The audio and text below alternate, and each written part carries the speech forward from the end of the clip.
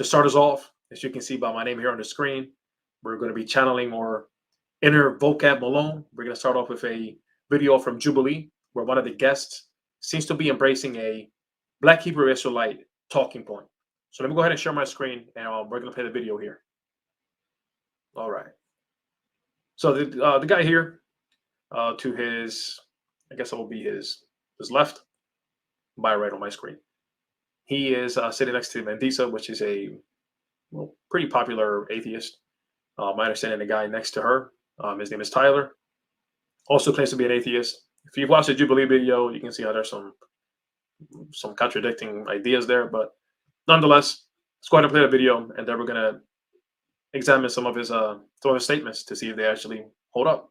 Is when Black people needed to put blackness above everything else. I personally believe that Black people all around the world, when it comes to intersectionality, I believe that they need to put race before anything else. You predate Jesus. You predate Muhammad. You predate, as an African woman, every biblical figure that walked this earth.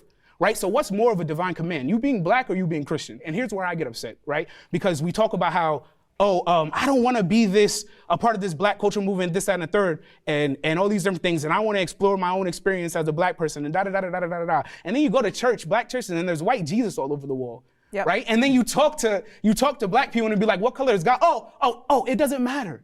It doesn't matter what color God is, right? But it does matter if you are a woman or a man of the cloth. How does that not matter to your book? Because in the Bible, let me ask you something. In the Bible, let me finish this off with this, right? Okay. In the Bible, is Jesus, is his appearance in the Bible? I believe they describe him with like feet were bronze and hair was, yeah. His feet was black as brass and his hair was that of wool. James Harden? James Harden? LeBron? What? James Harden is in the Bible? The Black church is better than the white church. All right. You can see here, he thinks he really did something. No. LeBron? James Harden?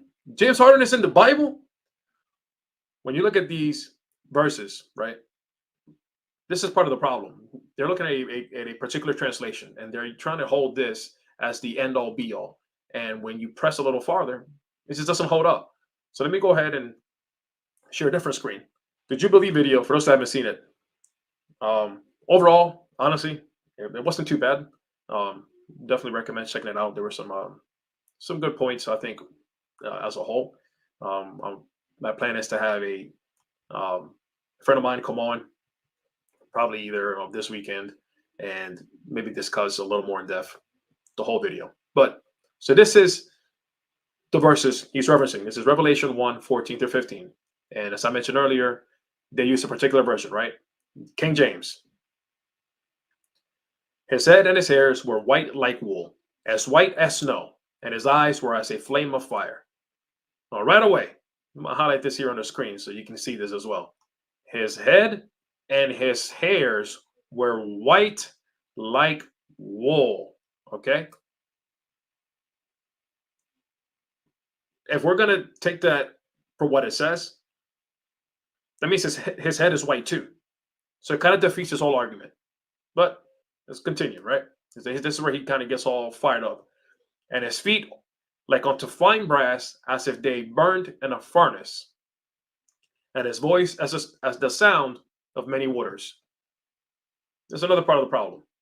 If you take this to be descriptive of the person of Jesus Christ in the sense of what he looked like, as if it was describing his appearance, then you would also have to say that his voice was like the ocean, or sounded like the ocean. It doesn't seem to be very coherent, if we're honest. So let's go ahead and look at a couple other translations, right? So let's see, what's some other popular translations? So ESV, let's see what the ESV says. Scroll down here. The hairs of his head were white, like white wool, like snow. His eyes were like a flame of fire. His feet were like burnished bronze, refined in a furnace, and his voice was like the roar of many waters. The hairs of his head were white like white wool, like snow.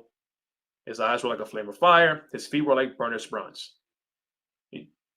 bronze is not black. And if you burn it, it does not turn black. If I'm not mistaken, it becomes like a fiery red. This is something that has been discussed over and over again, particularly in the urban apologetics community, which is why I'm showcasing the name here, Vega Malone, as a pointing back to perhaps the leading apologist when it comes to Black Hebrew Israelite topics, Vocab Malone. Shout out to Vocab. Let's look at another translation here. Let's see. Let's scroll down a little bit. Let's try the New American Standard. We'll try the newer version, not the 1995. A lot of people like the 1995, but I prefer the newer ones for the most part.